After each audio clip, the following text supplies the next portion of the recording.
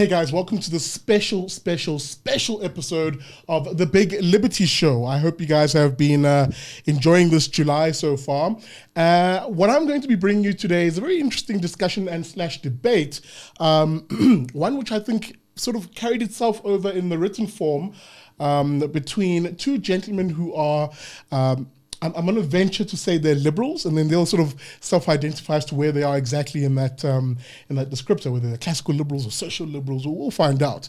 But this is the conversation I think we should have, especially when it comes to winning the battle of ideas in this country as liberals. And beyond that, how do we encourage other liberals, maybe those who are in the space of politics or civil society, et cetera, to view the world and to view their role in the battle of ideas? And these two gentlemen, I think, are going to be great in having that conversation, / debate. Now, I'm waffling away. Let me actually tell you exactly who is in my studio today. I'm going to start at the end with a special guest, Sinethemba Zonke. Sinethemba, of course, I'll let him tell us where he's from. But before that, let me just quickly also introduce Gabriel Crouse, who I think is a face you guys are familiar with. Gabriel, Sinethemba, welcome to the show. Thank you. Gentlemen, let me just speak to who's in the studio today. Who am I speaking to? Sinethemba, tell us a bit about yourself. Okay, I've got a background in consulting, working in political risk analysis. With a company that has got pan-African views, so largely advising multinational investors working in mining, in FMCGs, and in ICT sector. So I've had quite an interesting experience of looking at the African continent and getting a lot of international investors from America, from a bit of Asia, and from Europe. And in general, for the past year, I've actually been doing my own consulting company, Zonke Media. Trying to do a lot more writing as a political writer and to just bring out a lot of my own views about what's going on in South Africa, which we are very appreciative of. Hence, we're here. And I'm a regular political commentator I'm regularly on ENCA and some other broadcasters. Yeah. Well, I'm very glad to have you. Sorry, let me get it right then. Was I maybe wrong in describing you as a liberal, perhaps? Definitely, you're not wrong. Okay. You're not I just wanted to make sure. I don't want to cost this something. You're like, why is he calling me a liberal? Damn it. Yeah. Gabriel, very briefly, who are you? Let the folks know. Yeah, so Gabriel Crouse, I am sort of professionally, I call myself like a trust fund baby in the sense that the George Palmer Trust has been established by the late George Palmer, who was the editor of the Financial Mail. He in the 70s used the Financial Mail as an important instrument in the fight against apartheid by using it to make the business case against apartheid as well as the moral case against it. Passed away, established a trust to sort of sponsor young, promising investigative journalists. So that's sort of where I draw my salary from for the next year, basically. And I work in the IRR's offices, do daily friend shows with you. There you go. I'm a classical liberal. I like to sort of, if I am ever asked, just put a little caveat to that I'm a classical liberal in the Republican tradition. This means that I sort of draw on the teachings of Cicero, Thomas Hobbes, who's a somewhat controversial figure, Hannah Arendt in the 20th century, and in the 21st century, Philip Pettit, who's an old professor of mine, and I'm very fond of. Anyway, we can get into that later. Well, there you go. Fellas, thank you so much for joining me, as I said on the show. Guys, I think I'm going to begin this one in a place where I think we will find a lot of common ground, perhaps. And Sinethemba, I'm going to begin with you because, the one thing that a lot of people might be now wondering, okay, we've established ourselves, these are the people who Big Daddy's talking to today, but what is liberalism, and really who is a liberal? From my perspective, I mean, liberalism has to do a lot with respect for the individual. A lot of it comes from what we saw in the Enlightenment period, and I think for my inspiration has been what has happened in the American Revolution with people such as Thomas Paine, the discussions of Thomas Paine and even Edmund Burke in terms of how states, or at least how we form governments, communities, that they don't simply human beings or individuals are not submissive to states. I think that liberalism allows individuals to do as much as they can without harming the next person. So I think there needs to be as much freedom given to the individual as much as possible. I see liberalism obviously in appears in certain circumstances, whether in the social sphere or the economic sphere. I would say in the economic sphere, we're talking about largely free markets. I wouldn't say I'm completely free market, but I think a lot free markets, and then again more capitalism as we know it, which has given the world the wealth that we know, that has given us the advancements that we have as a society today. And in terms of the social sides, again, it comes back to what it means to be an individual, to be able to freely express yourself as much as possible, and sometimes in ways that can be offensive to other people.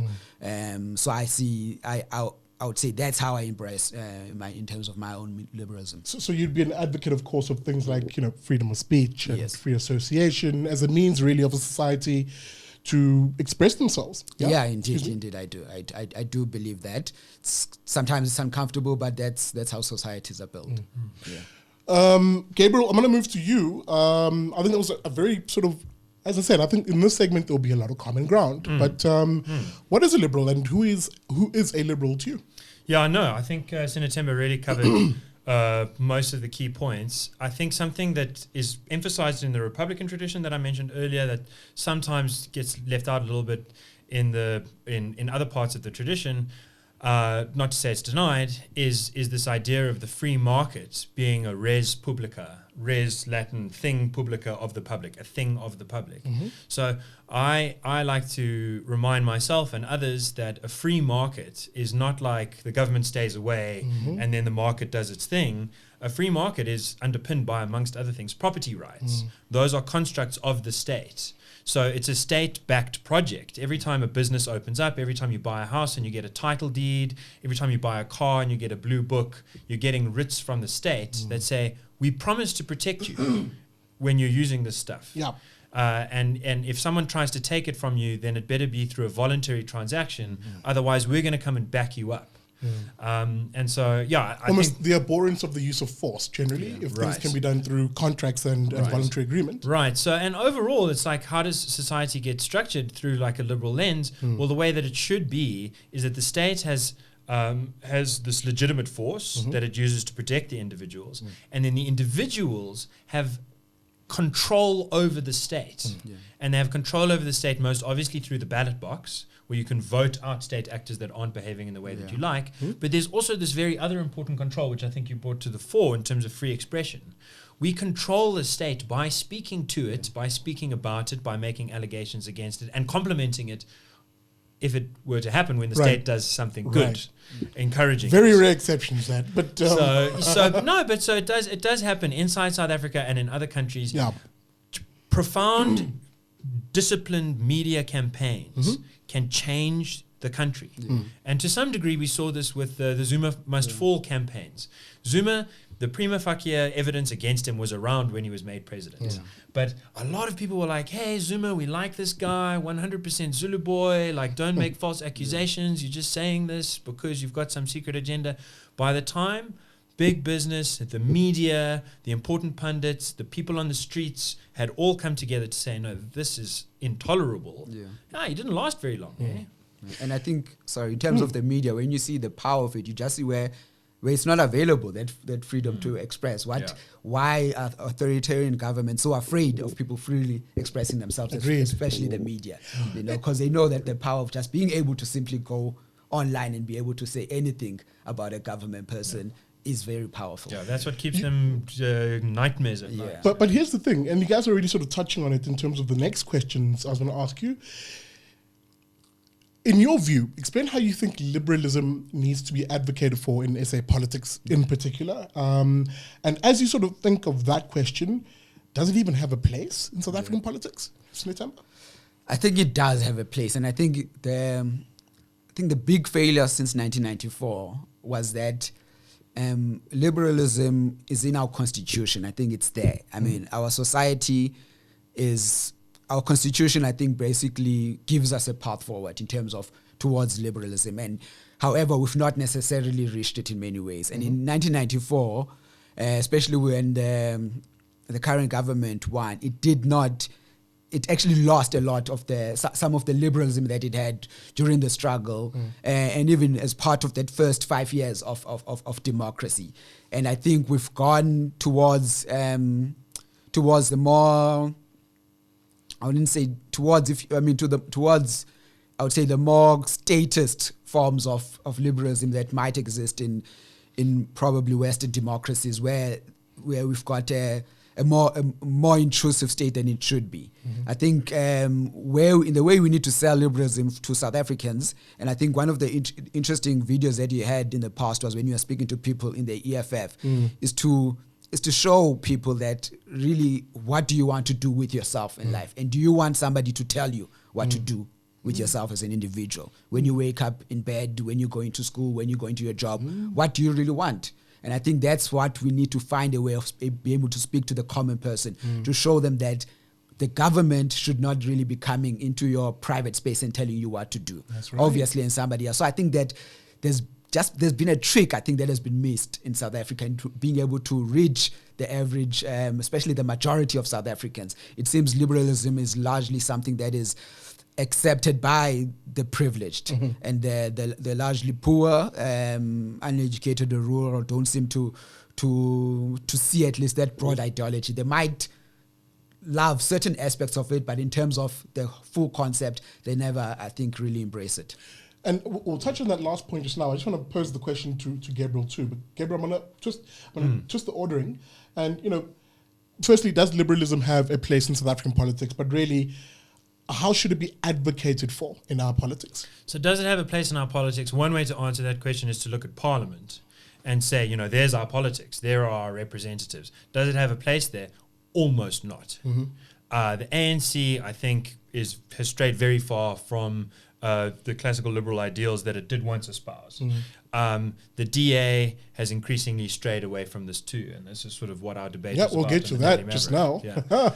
Then if I look at the smaller parties, I also have seen some liberalism in EFF supporters that I've gone to visit at their rallies, but not in what they're doing in Parliament. And if you get to the even smaller parties, the very few. I mean, I think COPE really does stand out. But look, they've only got 2 seats. So in one sense, it doesn't have a place. In another sense, I do think it has a place in the country. I think that the majority of South Africans are interested in making meaning of their own lives, are focused on the dignity that comes with adding value to society, to others, and that being sort of the means by which you get reward. Hard work, get paid, rather than take. I do think that South African society has been cowed and harassed and to some extent humiliated by brazen theft and corruption and violence and brutalism and a kind of disregard for whenever it comes up. Now, the question, how should we advocate for it? I think that it's important to have 2 approaches, the kind of stick and a carrot. So when it comes to the carrot, I completely agree with Sinethemba. I think reminding people, or just bringing it to the forefront of the conversation, that you've got this option to live in a society where the preconditions are set up so that you can take life by both horns and run with it as you wish. This is very attractive. This is, I think, the kind of most attractive political idea out there. Essentially. I can't think of anything. Yeah. But I think in terms of the sticks, you have to warn people against, you have to really warn people against the ways that things can go wrong. And in my view, in South Africa, there are 2 ways that things really go wrong. Of course, there are many more, but there are 2 ones that are at the front of my mind. The one is statism, as you say, the sort of socialist project, this thought that if only the government owned everything, then suddenly there'd be manna falling out of the sky and we'd all be happy and none of us would be hungry. Or worse yet, the myth of the central planner. If only the state could plan everything and control everything. Then there'd be a million more jobs every day and it would be awesome. So I think warning people against statism and drawing their attention to the ways in which government encroaches into their private lives, uses its own whims to decide what's right and wrong, and often is incompetent, even if it's sort of talking up the right ideas, or even if it doesn't execute well. That's one important thing. The other important warning is against race nationalism. South Africa is a country with an awful history of race nationalism for a very long time. And so I think it's only natural for that to be an idea that's kind of out there that is going to attract some people. And I think drawing drawing people's attention to the fact that a nationalist socialist program, a race nationalist program that sort of says, here, all of our people defined by some imagined shared ancestry, they're going to get all of the goodies. If you just let the government take everything, then we're going to make sure that our people get the goodies and other people don't get the goodies. That's already a bad idea because it's got this status thing and it's got this kind of discrimination thing. And then on top of it, what it does, which I think is very dangerous in a country like South Africa, is it stokes fear and hatred of the other. And it sort of says, look, if your life's bad, that's because someone else's life is good. And so what we're going to do is punish them to make you feel better. Sort of zero-sum game of politics. And that zero-sum game thing is very dangerous. And I think it stands in sharp contrast to this kind of classically liberal idea that a society is doing well when lots of people are working in lots of different ways and they're all winning kind of in lots of different ways on lots of different axes. Guys, you guys paint a very good picture as to, the efficacy and the strength, if you will, of liberal values and how they, if really enacted in any society, wherever, including ours, would create the sort of prosperity and freedom and, the liberty, if you will, for people to pursue their own ends and be free in doing so. However, we don't have that kind of society, right? And Gabriel began to paint the point in terms of, the sort of party political makeup in parliament. It's all some version of statism or racial nationalism, if you will, or one iteration of it or the other. The one party, and this is where I think what brings us here today, both of you wrote about the Democratic Alliance, Sinethemba, with you having written your piece and Gabriel responding. But I want you guys to frame your arguments in this sort of question, within this question. Now, firstly, the Democratic Alliance. Is it a party? Is it still a party for liberals and of liberals? And does it really, through its public reps, advocate for liberal values? Sinethemba? I'll say it still is. I think if you look at the last year and a half, starting from its elective conference last year, the elective conference, when it came out with its with the 4 values, where they added the diversity clause, and even that fight in diversity clause, I would say you saw the most liberal side of that debate win out, where there was a rejection of the idea that there would be quotas within the DA. I do think that largely, again, in terms of how the DA approaches its policies, starting with the leader of the party, Mmusi Maimane, he does promote liberal values. He does speak against the racial nationalism that we see from the two other parties, the ANC and the EFF. In terms of its, I think it largely does promote liberalism. I think what the DA has stumbled upon, especially in the past 5 years, is that it has failed and stumbled to navigate our identity politics, our murky array of identity politics. And that goes for, I would say, both sides of probably the debate within the party. Those who see themselves as largely very classical liberals, and those who are on the other side who are probably closer to the ANC or social liberals. I would say, for an example, things that were said by, starting with maybe Helen Zille 2 years ago, her comments on the issue of colonialism. As a free speech advocate, I think that's really okay to say that. And even it seemed that the DA was going to handle that very well when Mmusi Maimane responded and says no, that he doesn't agree with it. I think that's where that whole issue could have ended. They went too far by trying to punish her and whatever in terms of sending her to a disciplinary committee with regards to that. But I think also further than that for her, beyond liberalism, but in terms of just being a person who's part of an organization, she did a disservice to the party by continuously engaging in that topic. That doesn't serve her in her position, role as premier, in her position as a member of a party. So that in itself just brought the party further into this murky point of view of identity politics, which is unnecessary.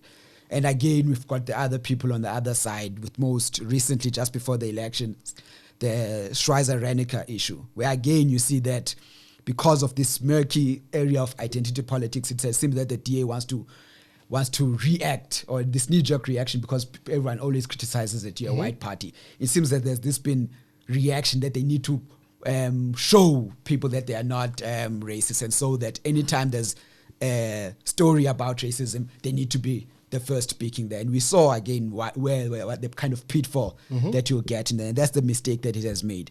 I think the party is still largely liberal. I think it's facing major challenges in terms of keeping that liberal core of it, and it's what's going on outside in South Africa in terms of where it wants to fit in within the politics of parliament and in terms of voters. Okay. There's some interesting and nested features there, but before I get to that, and I think this is where we'll have the debate between the two of you guys, because Gabriel, I'm going to pose the question to you too, in saying, is the DA the party of liberals and of liberals, and does it really, especially through its public reps, advocate for liberal values to the public? Is there, as Gwen I think once put it, clear blue water between it and its own opponents? Yeah, you see, I don't really think that there is. I think that what Sinethemba pointed out in his piece about the DA is that its history is fraught. This isn't just something that started yesterday. In the 90s, it was the Democratic Party under Tony Leon was very small. It only had 1.7% of the vote. 1.7% of the literally. vote. And I think in its attempts to grow, it certainly made overtures to minority groups, speaking up the sort of classically liberal value of a constitution that protects minorities, because in a democratic system, the majority's always got the power to kind of pass legislation that's going to be to their detriment unless you have a sort of constitutional backing. But that requires parliamentarians to stand up and say, hey, look at the constitution, this matters. So in currying favor with these minority groups, I'm aware of, and we all at IR are aware of, sort of risky business kind of games that were played around there. And I think that sort of ended fairly well for the DA, because it became the Democratic Alliance and the Nationalist Party, the sort of white supremacist former Nationalist Party, now the new Nationalist Party, ended up eventually going to bed with the ANC. Martinus van Schalkwyk became cabinet minister or something, and that was the end of that kind of project. But that problem within the DA of sort of trying to play the social identity game and trying at the same time to hold true to its values, which I think really do go back. The history gets very proud when you look at the Progressive Party, Helen Suzman, this lone cricket in the thorn tree chirping at power. And that tension between those two sides has played out, I think, in the last, it's not just since Maimane, it is under Zilla's reign as well. In, for example, talk about quotas, not within the party, as you say, that kind of fight got worked out the right way, but sort of looking in the economy, the free market, this thing that the government ultimately has to underpin. And if I look at the ANC's BEE policy, and I look at the DA's policy of affirmative action, I don't see clear blue water between the two. Clear blue water would be, let's not treat race as a proxy, because there are lots of black billionaires and multimillionaires whose children go to fancy high schools and great universities, and whose parents and friends create like a credit network that they can tap into, and they can do all these kinds of things. And they are increasingly going to be the beneficiaries of a system that treats black as a proxy for poor, even when it's not. Let's rather have a system that says, if you don't have a high school diploma, here's something that the government's incentivizing to help that person upskill. If you don't have enough nourishment to go and look for work, here's something the government's going to think about doing. If you are clinically insane, instead of sort of letting you die in life esidimeni, here's something that we're going to do to take care of you. So I see some role for the state to sort of take care of some people, and especially the people that are the most vulnerable. But I think trying to figure out who's the most vulnerable just by looking at skin color I think it's a deep mistake. And I think it's a mistake that the DA clearly makes. And I refer also to, in the build-up to the election, this story that was reported to us from multiple sources in the DA. A debate was being had. Some members of the DA, I think you mentioned Gwen and Gwenya, was part of this, were kind of trying to get the DA to rethink its BEE policy and say, hey, maybe we should be pro-poor rather than pro-black.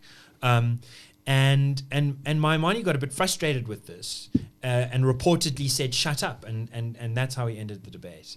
And I think that he, to speak to his values, I think that he probably in his heart of hearts has a lot going for him. But I think he's quite young. I think he was elevated quite early. I think he feels, at least he seems to me to be like someone who's out of his depths at times, under the pressure of an election.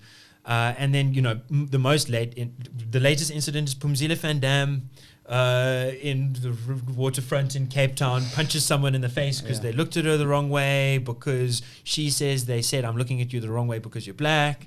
They say it was because you jumped in the queue. What I'd like to see from Maimane is like a knee-jerk response. Look, members of parliament shouldn't be punching people. Yeah. And so I'm glad there's some kind of investigation going into that. Yeah. But it doesn't feel to me like the right messages have been sent soon enough. And also, Swaziland case was that DAMEC sort of treated to any kind of justice or recalled or re-educated in any way. I don't know. Yeah, and I want you to jump straight into it, because I think Gabriel paints the picture of why he thinks there really isn't much in the way of clear blue water between the DA and its opponents. And I want us to stick on this issue of using race as a proxy for empowerment versus what some may argue is the liberal point of actually using disadvantage period as the proxy. What are your thoughts on that? For me, I think it's quite a complex issue. And I think, again, to understand where we come from in terms of the history, to understand not just the apartheid history, the colonial history, in terms of the disparities that we see in society are racial. And as a result, and they're generational in aspects. So even when we talk about that, there's lots of black millionaires in a country with 54 or 57 million people. There's really not that many in terms of black people. They're a very, very tiny minority. Insignificant in terms of how they even impact the black population. And again, when you look at the wealth within the white population, again, I mean, in terms of the wealth that is there, it's a larger proportion of that population, which is about 5 million people. But it's also tiny. So, I mean, the population itself is tiny, right? And even maybe, I would say the millionaires, again, the billionaires in the population is tiny, but really the story is in the middle. Yeah. It's really in the middle, where the middle class, which does not exist that much in the black community, which is much more effective, or a lot more, it exists a lot more within the white community. And that is where a lot of societies are built. I think when you dismiss the issue of trying to fix society in terms of identity, even if the problem again in South Africa, we tend to always only focus on just the race. There's also the gender aspects of identity. You cannot dismiss how society for centuries or decades has been created in a way to disadvantage various groups. And even those aspects, after even those racial or sexist laws are removed, some of that, as a lot of people argue, the structural parts of racism, the cliques that are formed in terms of who's in power, that exists, right? So now when you look at it as a society, and you want to see how do we fix it? How do you even start measuring that there's a change in society? Say if we started in 1994 and we just simply did away with apartheid, how would we measure that things are getting better? How would you measure that there's no longer any racism within groups, within companies? You have to look at race. Otherwise, so I understand, and that's the issue with what has happened with the ANC, and also saying that race is a proxy for poverty. I agree. Like not every black person is poor, right? And the issue with BEE and affirmative action, I'll give an example with the Yes program that came out last year. I wanted to pen an article. I never got a chance to do that. That's the Youth Employment Service. Yeah, Youth Employment Service. When they said for all youth 18 or whatnot, this is my argument in terms of what I've got a problem now with BA and affirmative action. For all unemployed youth, except if you are white. Like for me, that shocked me, and I was disgusted by that, because any parent and any person who's unemployed should get an opportunity to do that. That's where a lot of times when we apply these affirmative action and BA policies, where the government or the state, whoever goes crazy. We've seen a lot of these things that have gone to court, as in the prison issue in Cape Town. We've seen issue with SAPS as well, where there was a woman a couple of years ago who didn't promote it, where the SAPS decided to leave a position vacant rather than promote a person. So I think there's to say that there's no blue water between the DA and other parties on BE. I think it's not true. I think the issue is very contentious. That the fact that some people feel that even if you somehow agree with BE, that all of a sudden you are completely against white people, right? Okay, yeah. All right, I'm gonna stop you there, and Gabriel, I'm gonna give you a chance to respond. I just want to take a quick break, guys. We'll see you after these short messages from our sponsor.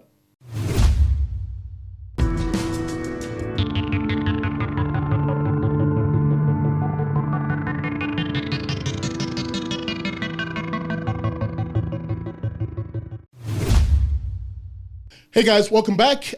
You saw the discussion getting quite lively. I'm going to give it straight to Gabriel because I think there is the pushback here from Sinethemba that Sinethemba suggests, well, actually, yeah, there is clear blue water between the DA and its opponents. I'm not really hearing how when, for example, the issue or the question you asked is, does the DA use race as a proxy?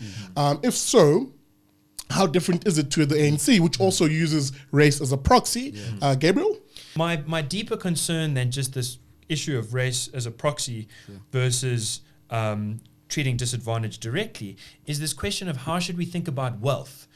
How do we think about wealth accumulators? If you think of wealth accumulators as a bad thing, which I think is kind of what comes out of a certain story about our history, then you think, well, let's do whatever we can to kind of stop wealth accumulation.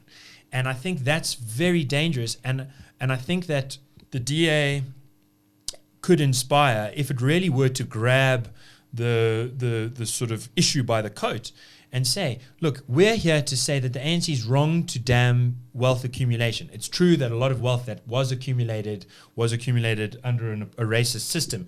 But look, if we should be getting 6 times GDP and right now we've only got 2 times GDP, that growth is going to go so far that people are going to hardly worry about the last little vestige that's sitting in white hands. And if I can just say one more thing. Just before that, Gabriel, sorry, I must interject here because I want us to come back to I want us to come back to the actual question and the actual issue here, because this is where I think there's a little bit of loggerheads here, but you guys are kind of talking across each other. So I'm going to ask a direct question on the DA.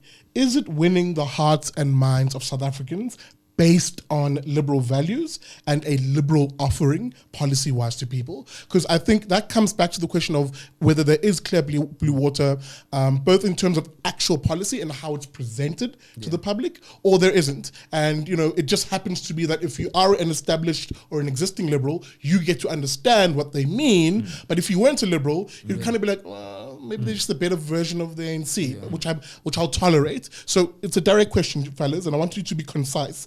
Is the DA winning hearts and minds of South Africans based on liberal values and a liberal offering to the electorate? I think that's a good question. I think that I would say no, it isn't. And again, we need to, I think what Gabriel touched on and what I did touch on my article, I think it never has from the beginning, from it accumulating its initial voters. I think again, in terms of a lot of other parties, I mean, with the ANC, whatever ideology it may say, it might not win it amongst ideologies. I think parties win hearts and minds, not simply out of ideologies. They win the hearts and minds of voters out of issues, whatever issues that they bring out. I think an ideology, it's almost like the internal memorandum of an organization or a company. It's the philosophy that before we come out and say something, this is what we believe in. And then we tackle the issues that are outside there.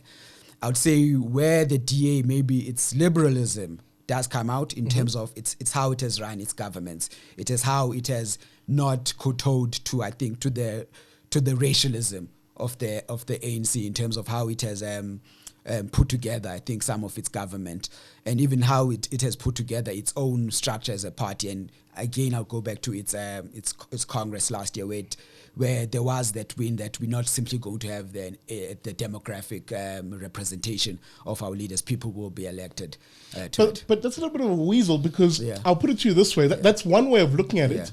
But someone who lives in the Western Cape might say, well, but that's not entirely true. This DA government can be just as authoritarian and controlling as an ANC government, for example, on alcohol as an issue. What would you say to someone who says that? True. I think that's a valid criticism of the DA, and I think it's a valid criticism that tends to not be brought about by a lot of people who say the DA is betraying its liberal roots, right? People will say the DA is betraying its liberal roots and then only speak about BE affirmative action. They don't speak about some of those issues, and I think those are problematic issues. And again, there might be a wide discussion on, is it illiberal to have some sort of intervention with regards to substances that have an impact on society. That's a debate that will be had. I think there's a space within liberalism in terms of what kind of intervention that states need to have in terms of whether on alcohol, in terms of tobaccos and whatnot. There is space to speak on that. I think you can. But now, what happens to the primacy of the individual, where if suddenly liberals acquire power, as the DA have in the Western Cape, for example, and here in Gauteng, in terms of what happens to this idea of the primacy of the individual if all it takes is a little bit of power, and suddenly we forget that what people ingest or shoot up or whatever they drink is their choice, and that government's role is just to protect third parties. No, I think it's one of the things that I think especially classical liberals are failing on in the 21st century. It's we individuals, I think, should be the building blocks of society, but they still come within societies and they live within those societies. An individual who harms himself will never necessarily simply be by himself. Those effects of harming yourselves won't always simply accumulate to yourselves, especially if you want to build states, if you want to build societies. That's why issues such as the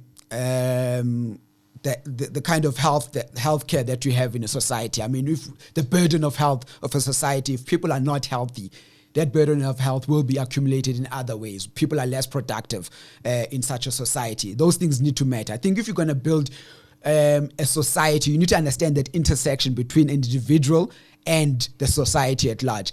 Again, as much as possible, the individual needs to do whatever he wants, I believe, right? But then we also need to understand that impact of the individual. We don't live as islands.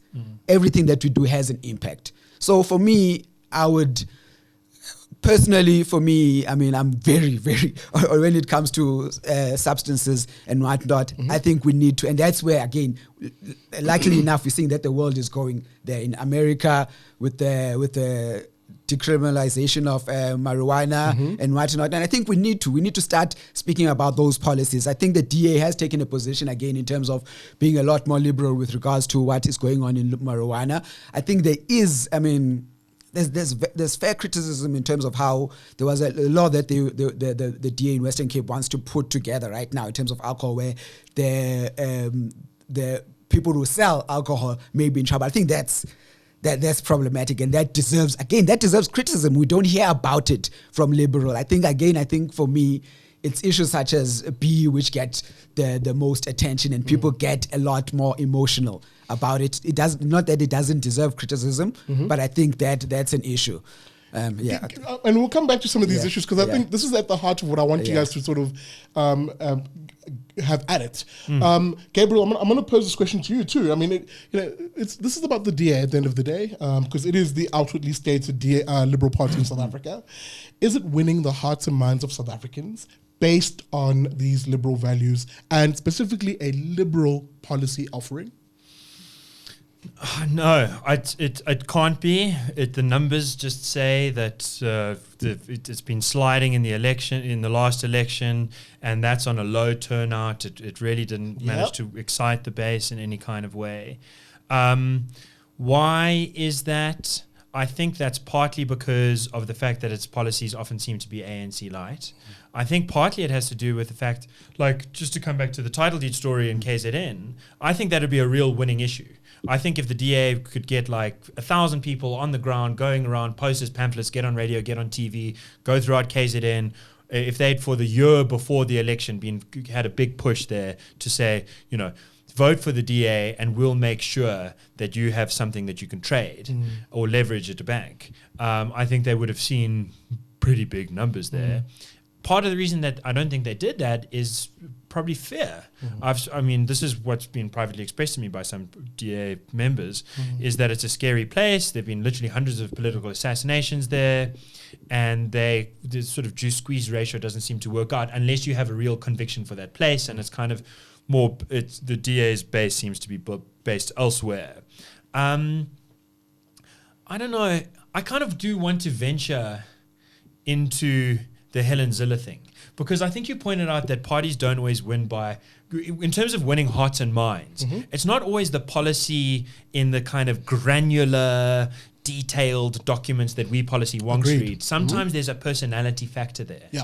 And one of the stories that I told in my response to Sinethemba's piece was about this Nkosi Nduna, this major Nduna down in the foothills of Drakensberg, who said to me, I don't want, between the DA, he said, I don't want a Maimani, because a Maimani is just someone who wants to make friends. He wants to be happy with you. He wants to be happy with you. When he's with the sheep, he's a sheep. When he's with the jackals, he's a jackal. I want a Helen Zille. Why? Because she knows who she is. She knows where she stands. And what she wants is a solid future for all of us based on these criteria. Fellas, here's an interesting one. So I'm a voter. I'm not versed on issues like I don't have the lingo, right? So I don't know what a liberal is or a conservative or that's not for me. I have certain issues that speak to my daily lived reality, which I'm hoping a politician, whatever their nuance is, I don't know what it is in academic terms, but whatever their nuance is, should be able to give me a value offering, which I believe in. Now, when I phrase that question in that way, do you think that voter listening to a Musi Maimani would have understood that the DA is going to fight for his property rights insofar as him being able to own the piece of land that he lives on? Now, by the way, that could be a sand dune somewhere in Cape Town where he's built a shack, but has no incentive, as Gabriel sort of spoke about earlier on, in relation to people who live on communal land, to invest in, because he doesn't own it, right? So he can't guarantee that what he invests here, he can pass on to his next generation. Did the DA, or does the DA speak of and offer something to that voter through the prism of things that you and I at academic level know that liberals should stand for, but maybe we can't articulate in the rigor and day-to-day electioneering of politics? Does the DA actually present itself as the champion of the poor individual because he or she, or excuse me, because the DA seeks to give the individual more ownership, more rights over their decision-making over their lives? Did the DA do a good job of that? Yeah, I think they did a good job. I think they articulated that. They were on message from the point of the debate when it started happening with regards to EWC. I think that has been, for me, and I don't understand that criticism that the DA, some people have criticized that they were not strong on the land issue. I think that was one issue where they were clear in terms of that they are against expropriation of the conversation, that they are for the land reforms that were announced with the Montlante Commission, and what a lot of experts over the years were on. We've seen what their governments in the various municipalities have been doing with regards to giving out title deeds. And Musi Mani has spoken on that it's the title deed, that's where the power is, that's where a person can get the economic might that is required. I think they did a good job. I think, again, the issue is that has come at a time of our politics where, and the other mistakes that they did make, that they did not resonate very well, I think. But I don't want to get you. I don't want you to get away with that, because a lot of the mistakes you referred to were a lot of the stuff that we maybe were points of disagreement. That they were very illiberal. For example, when you have a youth leader without any evidence, without having heard anything of the other side, waltz into a place like Schweizer and essentially suggest that what happened here was racism, and that the DA, and you made mention of this, this obsession to cast away the image of being a white party or racist, essentially kowtows to the language of race and the racialized narratives that define that little moment. Do you not think that it is those illiberal moments which give away the game, perhaps, that the DA is not necessarily this liberal party that it claims to be, but maybe just has flashes in the pan every now and again of liberalism? I think you can't completely dismiss what a party is from particular individuals. And I think, again, the party needs to act on what those individuals do.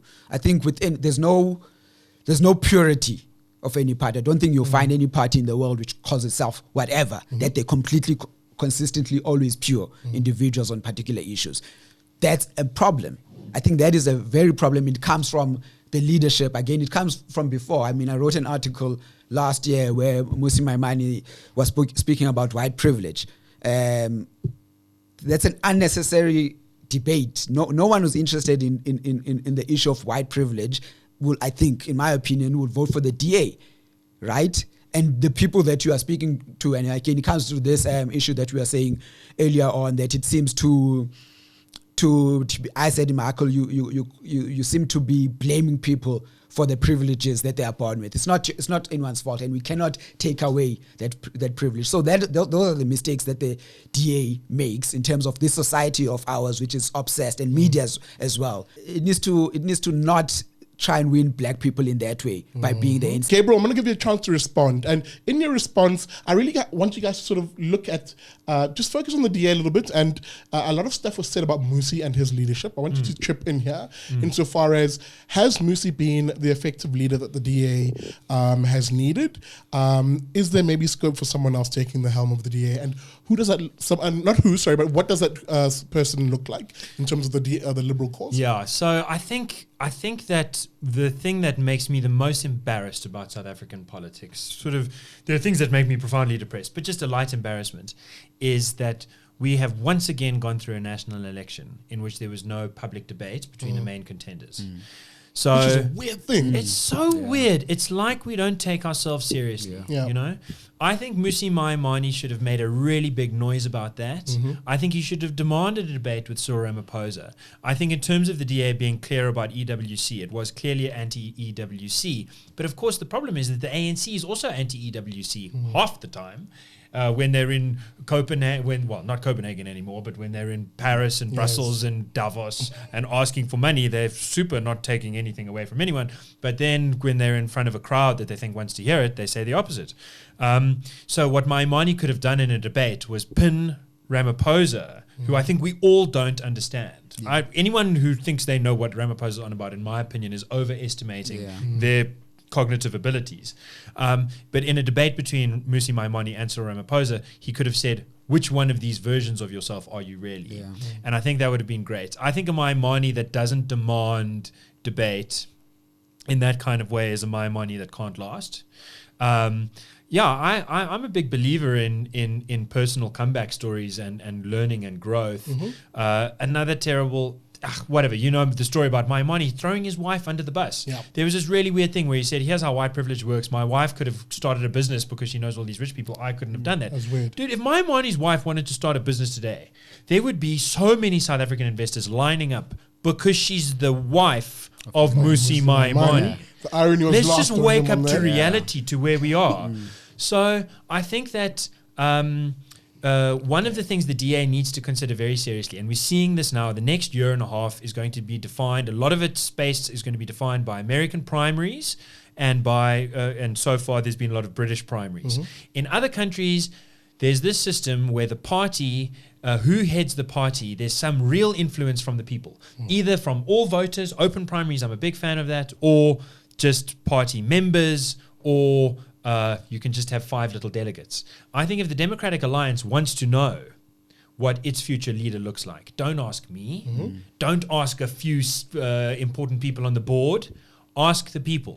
Put it up for an open vote. Let every South African citizen go to a DA ballot box and say who we want the next leader of the DA to be, and two things will happen. Firstly, they'll need to have debates amongst each other, and then you can start pinning people to what they really believe and when they're just being sheep with the sheep and jackals with the jackals. And secondly, that person, whatever he looks like, whatever she looks like, will have a genuine mandate. No one will ever be able to say, you're just a puppet. Yeah. And no one will ever be able to say, you're not the real face of the party. You're a... This is what the DA should really take very seriously. If it doesn't do that, I think it's going to split. Chaps, we're heading to a local government election in 2020, and there'll be another national government election after that, 2 years after that. Is the DA going to endure both as a party and as a liberal party? And as you think about that, and sort of Gabriel has touched on it already in quite detail, do you think there will likely be maybe a split or some sort of, splinter grouping, if you will, or even just the development of a new liberty-leaning party in South Africa? What Gabriel said was brilliant in terms of the primaries. I think that certainly needs to be done. Even the ANC had once spoken about it, and I think that just for democracy's sake, just for liberals' sake, if we're talking about ourselves, they're talking about ourselves as a liberal party, do that. Let the voters, each and everyone, do that. Yeah, so I think the party will endure. I think the party has learned, or at least hopefully they've learned a number of lessons over this past election, that they need to be a lot more robust in defense of what they believe in. They need to be a lot more clear in what they believe in. Yeah. Your thoughts on maybe there being a split or a development of a new liberty-leaning party in South African politics? I mean, we already had that with the ZACP. Yep. I think thoughts on them very quickly? I think we need more of those parties. We need competition within that side. My issue with ZACP, again, I think they're classical liberal, and they won't go anywhere in South Africa. I think there will be a party that will be that will challenge the DA on what it does. We might even see, I think, maybe some of the current parties. I mean, I don't know. I think there's an interesting development with the FF Plus in terms of them taking away some of the nationalism that they used to have and fighting on some of the liberal issues. Let's see what kind of developments happens with them. All of this together, but especially our surveys, indicate to me that there is a major yearning in the middle of this country for a classically liberal voice that doesn't talk down to people, but that talks to them face to face. That doesn't say, here I am to solve your problems, but rather says, here I am to get those other people that are making problems get a little bit out of the way so that you can do the work of solving your problems and other people's problems. A party like that, this country needs a party like that. This country is hungry for a party like that. The vast majority of people express values that align with that kind of party. The ANC has had a long legacy, a great history, Mandela, beautiful, new South Africa kind of stuff. That is starting to wear away. I think Ramaphosa's popularity is going to drop very fast if he doesn't do something about it. And if that happens and the DA doesn't step up to the plate, there's going to be this extremely sort of large vacuum and a political vacuum that I don't think can be sustained. I think something's going to fill that vacuum. Worst case scenario, the thing that fills that vacuum is fear, hatred, intolerance, and violence in an economy that's continually shrinking and contracting. And then you cower the massive middle and you make them stay in their little homes and stay very afraid and tell on each other, it was him. If that doesn't happen, the other thing that can happen, and they might contest, is that a major force comes to the fore and says, here I am, this is what I stand for, clear as daylight, come, let's go forward together.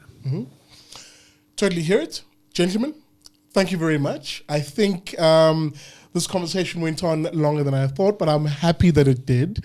And I'm happy that you guys stuck around and watched that. That was fantastic. Guys, again, thank you so much for joining us in this episode of the Big Liberty Show. Guys, I'm going to have a lot more of these debates/discussions, and I hope you really enjoy the format. One thing I particularly enjoyed is just the different flavor that we got here. And but at the heart of it is a honest conversation between two liberals around what a liberal value offering should look like in the political sphere. And I'm hoping the politicians listen and they don't devolve in their little corners of, sassy talking, yes, gal type situation that we've been receiving on social media. I'm looking at a certain dear MP. As I say this, anyway, but look, guys, I think this was a very useful conversation and a very, very valuable conversation. And I'm hoping you guys enjoyed it. As I said, if you like this sort of content, please keep watching the show, like, share, and subscribe to it. But just my final thought, and I'll be very brief on this one. I think for a lot of South Africans, we start to get a little worried when the politics becomes a sort of mash and gravy where you don't really know what you're eating. It's just sort of the same stuff. Yet at the same time, at an academic level, we're told that there are differences between these political parties. But I don't think the average South African necessarily sees that. And some of it maybe comes down to leadership. But other bits of it come down to, when people are given power, whether that power is government power or being given seats in parliament, do they articulate a vision of the country that you believe in? And does it speak to the sort of things that you experience on a day-to-day basis? In other words, can this person give me the means to change my own life? Or am I supposed to expect that that person becomes just another parental figure, as most politicians paint themselves to be? And I think that's part of the debate. Maybe we will have it in another session, which I'm pretty sure I'll have with Sinethemba back on the show. I really enjoyed his input. Guys, if you enjoyed the show, as I said, like, share, subscribe, hit those buttons, and hit that little bell notification so that you are notified every time I release the show. And hey, if you like this content, and you like some of the analysts who we have regularly and new faces, then consider supporting the show. Become a friend of the IRR. How do you do that? Well, you SMS your name to 32823, and SMS will cost you R1. Terms and conditions do apply. Or hey, maybe you're a millennial and you don't like SMSs. You're like, hey, what is this? SMS, hey man, you sound like my grandpa. Well, if I sound like your grandpa, then find us online rather at irr.org.za/join. And you can sign up a monthly debit order there of between 70 and 90 Rand. That's all it takes to support this show, bringing you the content, and hey, bringing us to you. Guys, you've been watching The Big Liberty Show. Thank you so much for watching. And a word of thanks to our sponsors on the show, the Frederick Naumann Foundation. Shout out to you guys. I know you like looking after your favorite fat boy. Thank you so much for that. And I'll see you guys on the next episode.